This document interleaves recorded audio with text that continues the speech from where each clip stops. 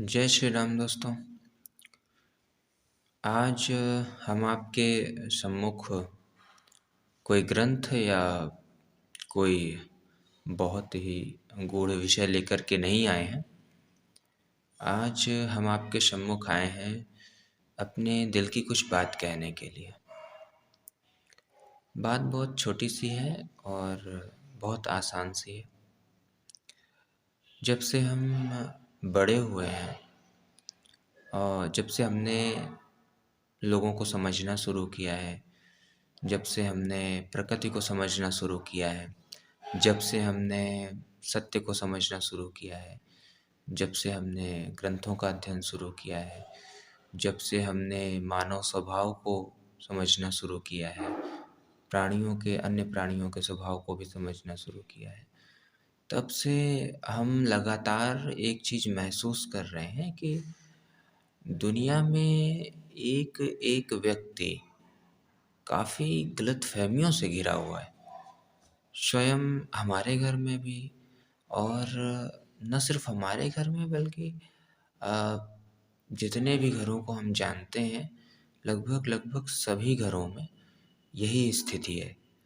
और घरों की ही बात नहीं है, प्रत्येक सदस्य की यही स्थिति है कि वो बहुत सी गलतफ़हमियों से घिरा हुआ है। एक गलतफ़हमी अपने प्रति है और एक गलतफ़हमी अपने परिवार के सदस्यों के प्रति है, एक गलतफ़हमी अपने पड़ोसियों के प्रति है, एक गलतफ़हमी अपने देश के प्रति है, एक गलतफ़हमी अपने नेताओं के प्रति है, एक गलतफ़हमी ये सब जितनी भी गलतफ़हमियाँ हैं, ये सब गलतफ़हमियाँ जो हैं भरी हुई हैं। पर्यावरण को लेकर के भी गलतफ़हमी है, जीव-जंतुओं को लेकर के भी गलतफ़हमियाँ हैं। तो ढेरों गलतफ़हमियों का एक जाल है और उसमें जैसे मकड़ी के जाल में कोई मक्खी नहीं फँस जाती है, उसी तरह गलतफ़हमियों का जाल है और उसमें हमारा और आपका मन फँसा हुआ है। तो उसका असर ये हुआ है कि हम और आप सब लोग, सबकी बात कर रहा हूँ, हम सब लोग जो है एक अजीब-सा व्यवहार विकसित हो गया है जो हम सबके साथ करते हैं, जो हम अपने साथ भी करते हैं। ऐसा नहीं है कि हम केवल दूसरों के साथ ही करते हैं, हम अपने साथ भी करते हैं और अपना भी पतन कर रहे हैं, दूसरों का भी करने की कोशिश करते हैं और ये सब हो रहा है गलतफ़हमियों की वजह से। तो गलतफ़हमियाँ दूर कैसे हों? गलतफ़हमियाँ जो है हमें कैसे छू ना पाएँ, स्पर्श ना कर पाएँ? अभी तो सवाल ये है कि जो हैं उन्हें हम दूर कैसे करें? फिर जब दूर हो जाएँ तो पुनः कोई गलतफ़हमी हमें ना घेर पाए, ना जकड़ पाए, उस पर प्रयास हो। तो 2 चीज़ें हैं और दोनों चीज़ों का जो उपाय है वो यही है कि अ, सत्य को जाना जाए किसी तरह से। गलतफ़हमी का उपचार सत्य ही होता है। अंधकार का उपचार प्रकाश ही होता है। तो प्रकाश की ओर चलना होगा और सबसे बड़ी बात ये है कि हम लोगों को नहीं लगता कि कुछ ऐसा माहौल हो हम लोगों के आस-पास कि सब बड़े प्रेम से रहें, किसी की नज़रें ऐसी ना हों कि अ, बड़ी घृणा से देख रही हों, ईर्ष्या से देख रही हों, द्वेष से देख रही हों या कामवासना से देख रही हों या इस तरह के भाव ना हों। बड़े ही पवित्र भाव हों, कल्याणकारी भाव हों। ऐसे देखा जाए जैसे माँ बच्चे को देखती है। ऐसे देखा जाए जैसे गुरु शिष्य को देखता है ना? इस तरह से देखा जाए, हर व्यक्ति इसी तरह से देखे।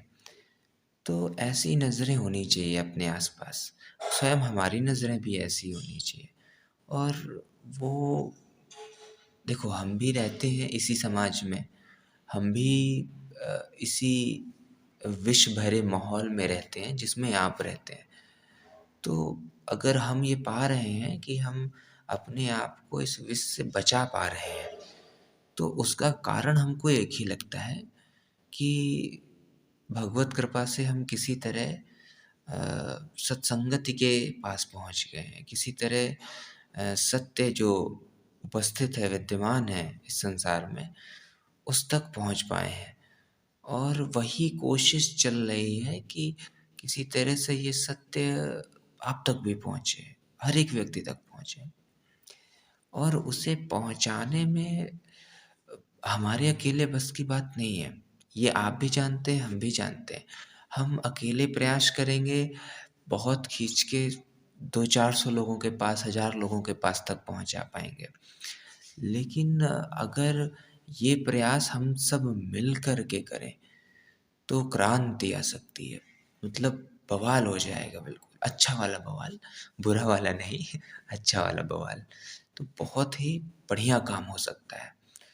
और ये बढ़िया काम ऐसे करते हैं कि हम वीडियोज़ बनाएँगे, आप उसे देखना, समझना और उसमें अपना विश्लेषण रखना और उस विश्लेषण को कहीं नोट करते जाना, लिखते जाना, ताकि वो आपके जीवन के काम आए।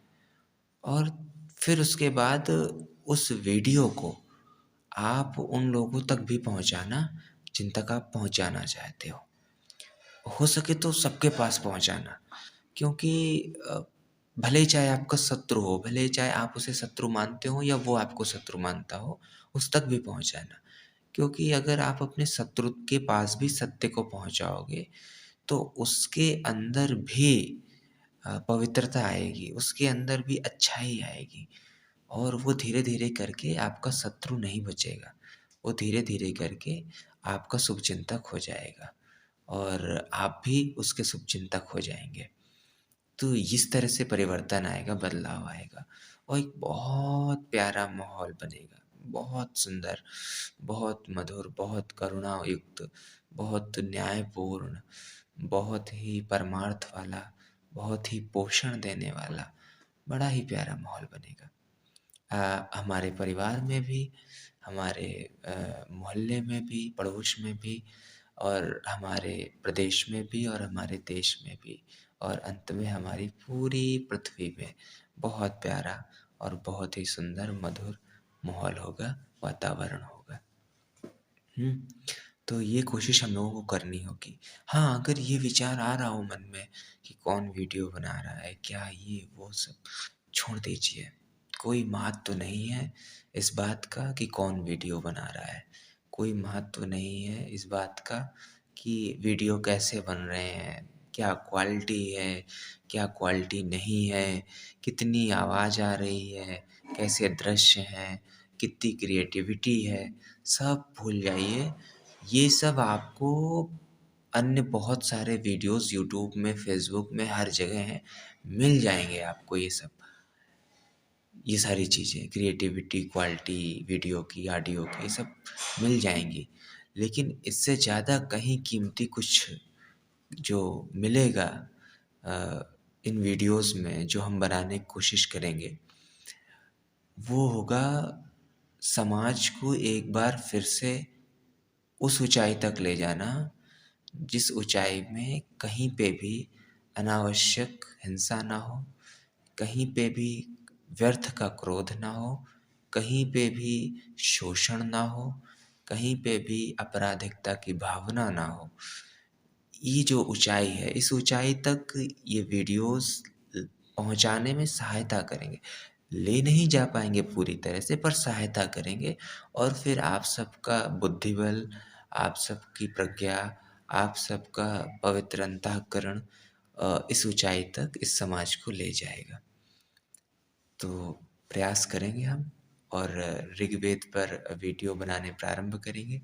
रामचरितमानस की श्रृंखला चल ही रही है और आप बस इन वीडियोज़ को एक-एक हिंदू तक, एक-एक जैन तक, एक-एक बौद्ध तक, एक-एक सिख तक, हो सके तो एक-एक मुसलमान तक और ईसाइयों तक भी पहुँचाने की कोशिश कीजिए। और जितना संभव हो सके इन वीडियोज़ को पहुँचाइए। अगर कोई एक बार भी इन वीडियोज़ को देखेगा तो कुछ असर, कुछ प्रभाव, कुछ इम्पैक्ट तो पड़ेगा ही ना।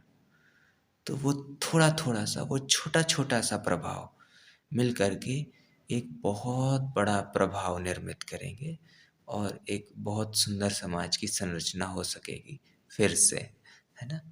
तो बस यही बात कहनी थी। और आप लोग सर्दियों में अपना ख्याल रखिएगा, सर्दी ना लग पाए आप लोगों को।